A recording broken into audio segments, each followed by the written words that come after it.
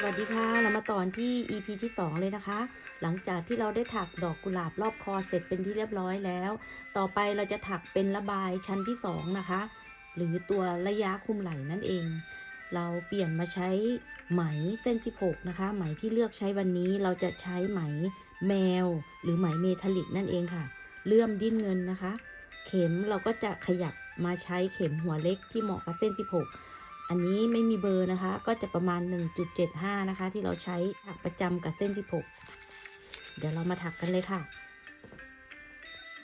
เราจะเริ่มต่อไหมเข้าไปตรงจุดนี้นะคะจุดที่มันเชื่อมดอกติดกันเนี่ยเราจะใช้โซ่4ก่อนในการขึ้นงานแทนพอ2คอแล้วก็มาพอ2คอลงกลีบถัดไป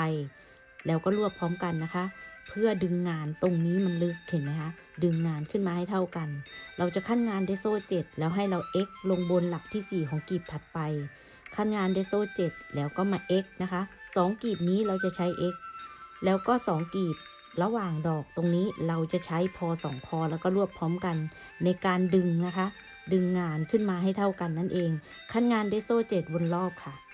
เราจะเชื่อมงานตรงจุดนี้นี่นะคะปักไปประมาณนี้ค่ะประมาณหลักที่3นะคะเราจะต่อไหมดึงไหมขึ้นมาเราจะเหลือหางไหมไว้ประมาณนิ้วครึ่งนะคะใครกลัวหลุดก็อย่าลืมมัดเป็นเงื่อนตายค่ะเราจะถักโซ่4เก็บหางไหมขึ้นมาด้วยแทนพอ2คอเสร็จแล้วในหลักถัดไปเราก็จะมาปักลงตรงนี้นะคะ1 2 3ตรงหลักที่3ของกลีบถัดไปเลยเราจะถักพอ2คอคือพันเข็ม2ครั้งค่ะปักลงไปดึงขึ้นมาปลด2ปลด2แล้วก็รวบเราก็จะดึงงานขึ้นมาลักษณะนี้นะคะขั้นงานด้วยโซ่7 1 2 3 4 5 6 7หางไหมเราก็จะถูกเก็บมาด้วยนะคะเสร็จแล้วต่อไปนะคะเราจะปัก x ลงในหลักที่4ของกลีบถัดไปค่ะ1 2 3 4ตรงนี้มี7กลีบเราจะปักลงหลักที่4เพราะเป็นกึ่งกลางพอดีค่ะขั้นงานด้วยโซ่7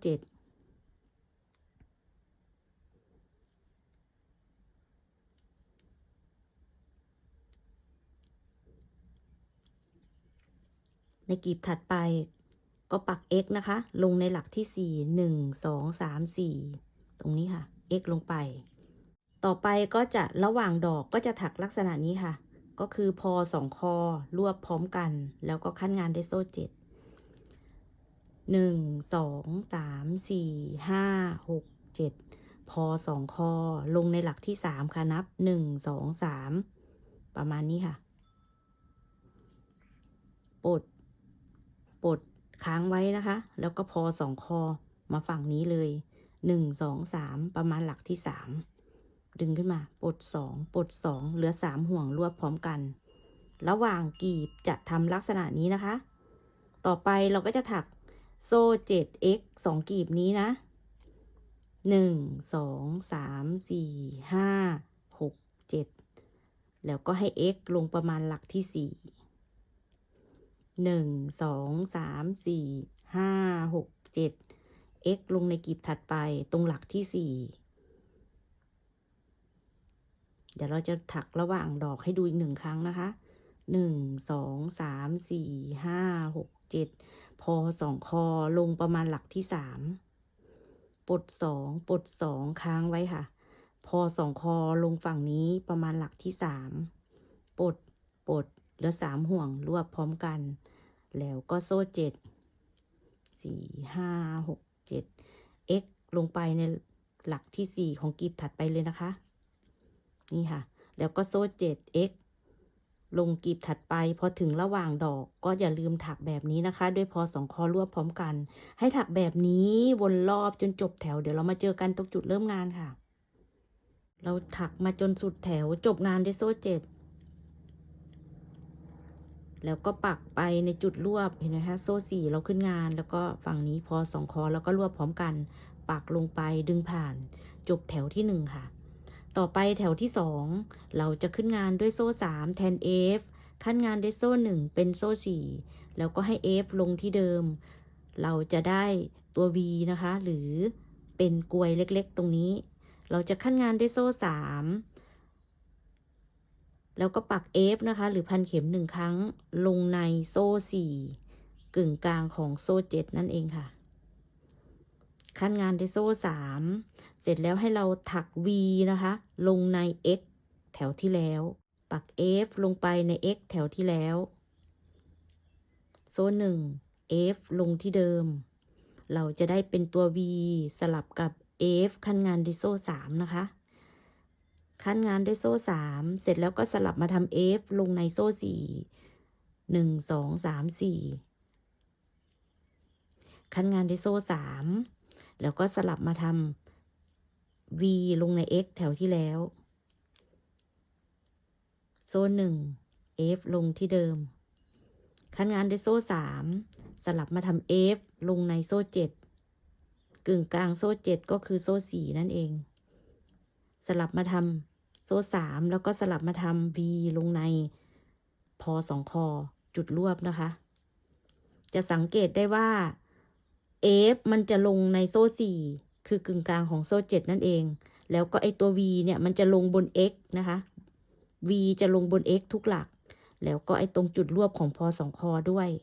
ให้ถักแบบนี้สลับกันไปวนรอบคอเดี๋ยวเรามาเจอกันตรงจุดจบแถวค่ะเราถักวนจนมาสุดแถวเราจะจบงานด้วยโซ่3เห็นไหมคะงานเรามันจะลงตัวพอดีเสร็จแล้วให้มาปักเข็มลงในโซ่3ตรงจุดเริ่มต้นแล้วก็ดึงผ่านตรงนี้มันก็จะเหลือ1โซ่นะคะใน V ตัวนี้งานจะลงตัวพอดีค่ะในแถวต่อไปแถวที่3เราจะเริ่มถักหยดน้ำเราเลื่อนห่วงเข้าไปใน V ดึงผ่านเราจะถักโซ่3แทน F หลักแรกแล้วก็ F ลงที่เดิม1หลักปลดหมดนะคะในหลักนี้เราจะถักโซ่3แล้วก็แทงเฉียงดึงผ่านแล้วก็ F ลงที่เดิมอีก1ครั้งรวมโซ่นะคะเราจะได้ F 3ตัวที่2จะมีตุ่มด้านบนเราจะเรียกตรงนี้ว่าไอหยดน้ำนะคะเราจะปรับโซ่เป็นเล็กๆก่อนเดี๋ยวเราค่อยไปขยายทีหลังนะคะทีนี้เราจะถักโซ่3แล้วก็ให้ F ลงบน F แถวที่แล้วแบบนี้ค่ะตัวขั้นเราจะใช้โซ่3เหมือนเดิมเสร็จแล้วใน V เราก็จะถักหยดน้ำนะคะขออนุญาตเรียกตรงนี้ว่าหยดน้ำดีกว่าเนาะจะได้เข้าใจง่ายๆ F ลงไปตัวที่1 F ตัวที่2ในหลักที่2นี่ถักโซ่3แล้วก็แทงผ่าน2เส้นดึงผ่านแล้วก็ F ตัวที่3ลงที่เดิมจะได้ F 3ตัวนะคะขั้นงานด้วยโซ่3แล้วก็ F ลงบน F หลักที่แล้วโซ่3แล้วก็ใน V เราก็จะถักหยดน้ำเหมือนเดิมค่ะ F 1 F 2ในหลักที่2ก็อย่าลืมทำตุ่มด้วยโซ่3นะคะแล้วก็ F ตัวที่3ลงไป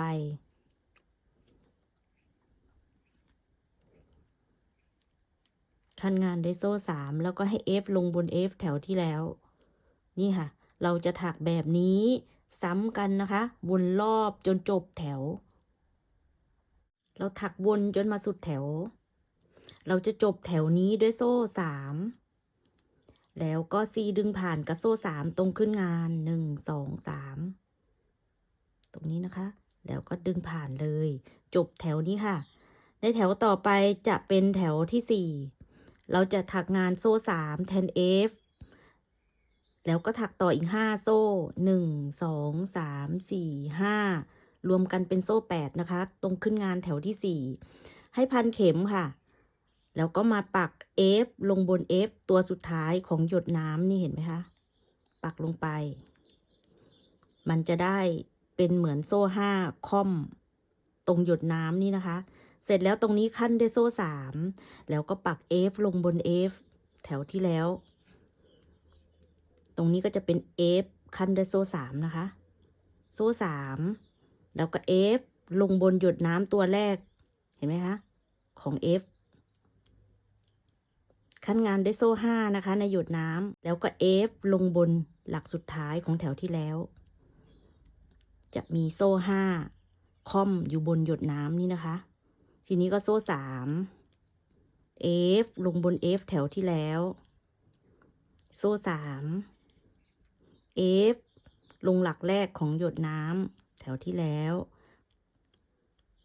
โซ่ห้า F ลงตัวสุดท้ายของแถวที่แล้วนี่นะคะให้ถักแบบนี้วนรอบจนจบแถวเราถักมาจนสุดแถวเราจะจบงานด้วยโซ่สามแล้วก็ซีดึงผ่านกับโซ่สามตรงจุดจบแถวบนหยดน้ำก็จะเหลือโซ่ห้าต่อไปแถวที่ห้าให้เราเลื่อนเข็มมากึ่งกลางของโซ่ห้าก็คือโซ่สามค่ะเลื่อนครั้งที่หนึ่งครั้งที่สองครั้งที่สามเราจะขึ้นงานแถวที่ห้ากึ่งกลางตรงนี้นะคะขึ้นงานด้วยโซ่สามแทน F ขั้นงานด้วยโซ่สาม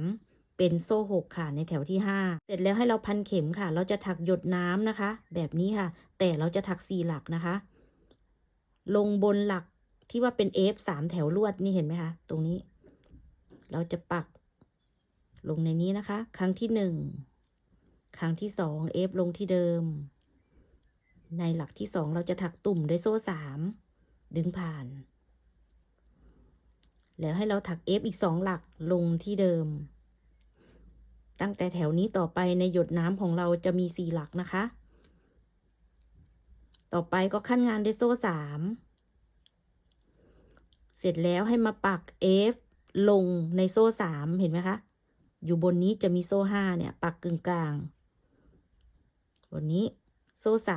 3แล้วก็สลับมาทำหยดน้ำค่ะเห็นไหมคะ F 3หลักลวดแบบนี้ให้เราปักลงบนนี้เลยมันจะได้หยดน้ำสลับกันนะคะสับว่างเห็นไหมคะมันจะขึ้นกึ่งกลางในแถวนี้นะหลักที่1ลงไปหลักที่2ถักโซ่3แทงเฉียงดึงผ่านแล้วก็ F อีก2หลักลงที่เดิม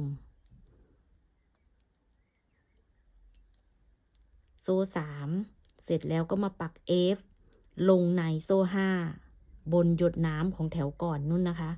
1 2 3นี่ค่ะต่อไปก็จะสลับมาทำหยดน้ำนะคะขั้นงานด้วยโซ่3ก่อนแล้วก็หยดน้ำลงบนนี้ค่ะลงสับหว่างครั้งที่1ครั้งที่2ทำตุ่มด้วยโซ่3 F อีก2ครั้งลงที่เดิมขั้นงานด้วยโซ่3 F ลงในโซ่3ตรงนี้นะคะกึ่งกลางโซ่5โซ่3แล้วก็สลับมาทำหยดน้ำเนี่ยค่ะงานมันก็จะได้ซ้ำบนไปแบบนี้สลับกันนะคะอย่าลืมว่าหยดน้ำแถวนี้มันจะลงสับว่างกับแถวก่อนแล้วก็จาก3หลักเราจะปรับมาเป็น4หลักนะคะหยดน้ำของเราก็จะเริ่มใหญ่ขึ้นงานของเราก็จะเริ่มขยายออกนั่นเองค่ะให้ถักสลับกันแบบนี้วนไปจนจบแถวเราเลื่อนตรงตัวมาร์คขึ้นมานะคะนี่มันขึ้นมาตรงหมด4แถวพอแถวที่5เราเริ่มตรงนี้เราก็ต้องปักงานตรงนี้นะคะถักไปจนสุดแถวค่ะเราถักจนมาสุดแถวจบด้วยโซ่3ปักเข็มลงในโซ่3แล้วก็ดึงผ่านตรงนี้ก็จะเหลือโซ่3นะคะต่อไปแถวที่6เราก็จะถักเหมือนแถวที่4เลยค่ะขึ้นงานตรงนี้โซ่3แทน F ขั้นงานด้วยโซ่3เป็นโซ่6นะคะเสร็จแล้วให้พันเข็มปักลงใน F ตัวแรกของหยดน้ำเห็นไหมคะแล้วก็ขั้นงานด้วยโซ่5 1 2 3 4 5 F ลงบน F หลักสุดท้ายของหยดน้ำนี้นะคะตรงหยดน้ำก็จะมีโซ่5ขั้นเหมือนแถวนี้เลยโซ่3แล้วก็ให้ F ลงบน F แถวที่แล้วโซ่3ขั้นงานด้วยโซ่3นะคะแล้วก็ลง F ตัวแรกของหยดน้ำแถวที่แล้วในหยดน้ำเราจะขั้นด้วยโซ่5 F ลง F ตัวสุดท้ายโซ่3แล้วก็สลับมาทำ F ลงบน F แถวที่แล้วโซ่ ซ่3ขั้นงานนะคะด้วยโซ่3แล้วก็ F ลงบน F ตัวแรกของหยดน้ำแถวที่แล้วโซ่5 F ลงตัวสุดท้ายนี่ค่ะแล้วก็ถักขั้นงานด้วยโซ่3 F ลงไปบน F แถวที่แล้วเราจะถักแบบนี้นะคะสลับกันวนรอบจนจบแถวเราถักจนมาสุดแถวจบงานด้วยโซ่3 C ดึงผ่านกับโซ่3ตรงนี้ก็จะเหลือโซ่3นะคะจบแถวที่6ต่อไปแถวที่7เราก็จะถักหยดน้ำเราจะขึ้นตรงนี้เลยหยดน้ำมันก็จะลงสับหว่างนะคะขึ้นงานด้วยโซ่3แทน F หลักที่1 F หลักที่2ลงไปในหลักที่2ก็อย่าลืมถักโซ่3แล้วก็แทงเฉียงดึงผ่านทำตุ่ม F อีก2ครั้งลงที่เดิม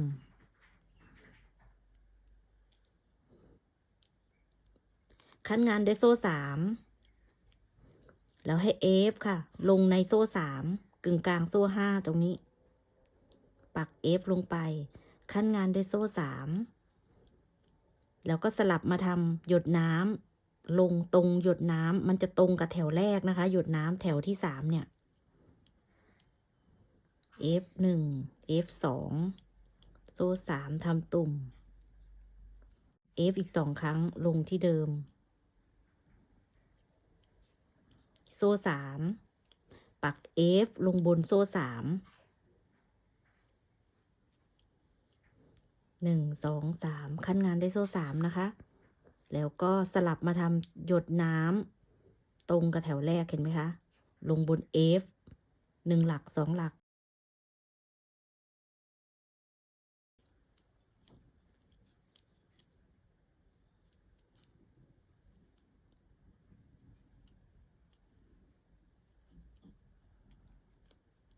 นี่ค่ะแล้วก็สลับมาทำตัว F นะคะขั้นงานด้วยโซ่3ถักแบบนี้วนรอบจนจบแถวถักมาจนสุดแถวจบงานแถวนี้ด้วยโซ่3แล้วก็ซีดึงผ่านกับโซ่3ตรงจุดเริ่มงานดึงผ่านจบแถวที่7เราได้3หยดน้ำแล้วนะคะ1 2 3ต่อไปแถวที่8เราจะเริ่มขยายงานค่ะเราขึ้นงานตรงนี้ด้วยโซ่3แทน F ขั้นงานด้วยโซ่5 1 2 3 4 5เป็นโซ่8นะคะแล้วก็ให้พันเข็มปัก F ลงบน F หลักสุดท้ายของหยดน้ำนี่นะคะมันก็จะเหมือนกับแถวที่ผ่านมา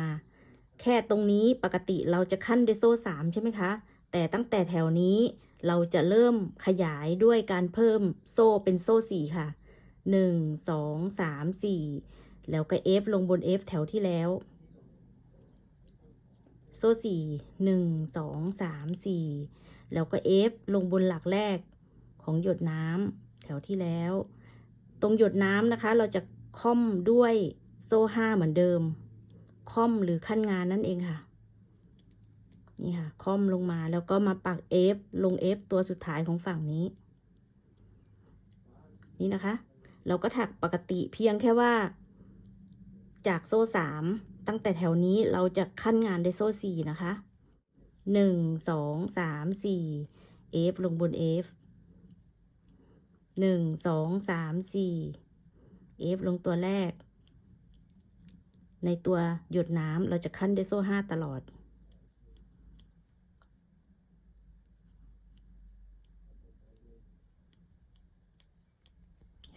เพิ่มเป็นโซ่4จำไว้เลยนะคะ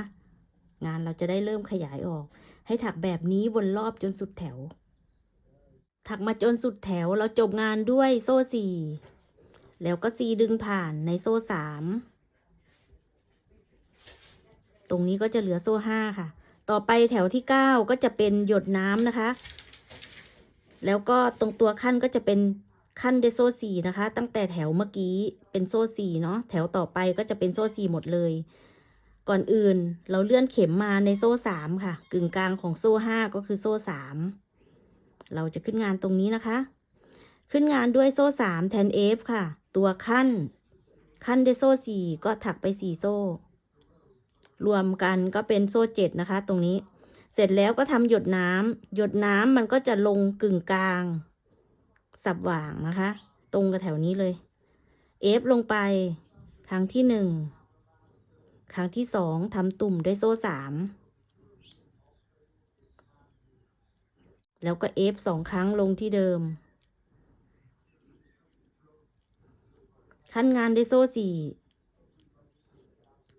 F ลงในโซ่3เห็นไหมคะในโซ่5ตรงนี้นะเราปักลงไปเลยปักลงในโซ่3ค่ะขั้นงานด้วยโซ่4สลับมาทำหยดน้ำค่ะ F ลงไปตัวที่1ตัวที่2นี่ถักโซ่3ทำตุ่มมันก็จะถักเหมือนเดิมค่ะเพียงแค่เราปรับมาใช้โซ่4ตรงตัวขั้นแค่นั้นเองนี่ค่ะขั้นงานด้วยโซ่4 F ลงในโซ่5กึ่งกลางก็คือโซ่3ขั้นงานด้วยโซ่4แล้วก็สลับมาทำหยดน้ำ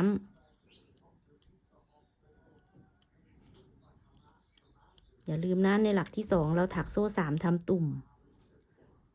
แล้วก็ F 2 หลักลงที่เดิมนี่ค่ะถักสลับวนไปจนรอบแถวแล้วก็มาจบแถวเดี๋ยวเรามาเจอกันอีกครั้งตรงจุดจบแถวก่อนอื่นเราเลื่อนตัวมาร์คขึ้นมาเราเริ่มงานตรงนี้นะคะนี่ค่ะถักไปจนสุดแถวถักวนรอบจนสุดแถวเราจบแถวนี้ด้วยโซ่4แล้วก็4ดึงผ่านตรงโซ่3ตรงจุดเริ่มต้นตรงนี้ก็จะเหลือโซ่4นะคะดึงผ่านแถวต่อไปแถวที่10เราก็จะขึ้นงานด้วยโซ่3 1 2 3แทน F แล้วก็โซ่4 1 2 3 4เป็นโซ่7นะคะพันเข็มปักลงไป F ตัวแรกถักเหมือนที่ผ่านมาค่ะแค่เพิ่มโซ่นะแล้วตรงนี้ตรงตัวค่อมหยดน้ำก็อย่าลืมว่าเป็นโซ่5ตลอดตรงนี้ไม่เปลี่ยนนะคะเป็นโซ่5โซ่4ตัวขั้นตรงนี้ค่ะเปลี่ยนเป็นโซ่4 1 2 3 4 F ลง F ตัวแรกโซ่5แล้วก็ค่อมมาปักลง F ตัวสุดท้ายโซ่4 F ลงบน F แถวที่แล้วโซ่4แล้วก็ F ลงตัวแรกของหยดน้ำ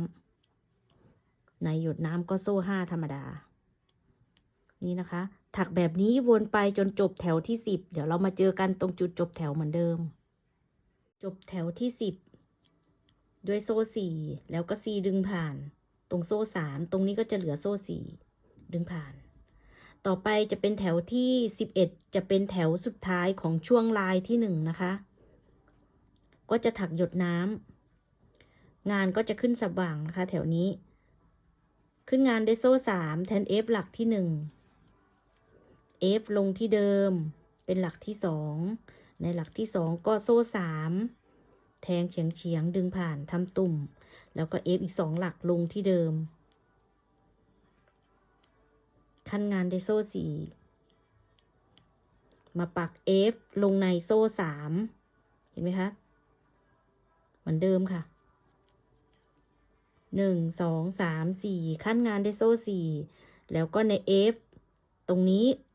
ก็ถักหยดน้ำลงสับหว่าง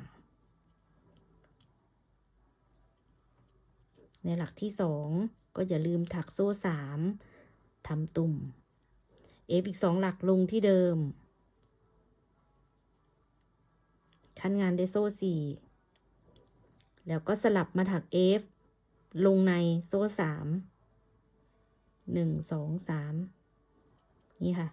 โซ่4แล้วก็สลับมาทำหยดน้ำลงกึ่งกลางตรงนี้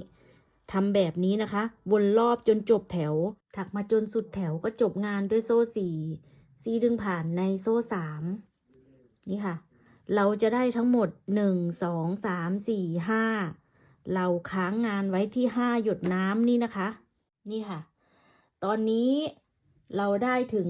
ช่วงลายหยดน้ำถึงช่วงนี้นะคะในคลิปถัดไปเราจะมาถักช่วงลายที่2ของระบายนะคะเดี๋ยวเราจะมาเจอกันในคลิปหน้าเนาะสำหรับคลิปนี้เพื่อความยาวของคลิปจะได้ไม่ยาวเกินเราขอจบไว้แค่นี้นะคะไว้เจอกันใหม่ในคลิปหน้าสำหรับคลิปนี้สวัสดีค่ะ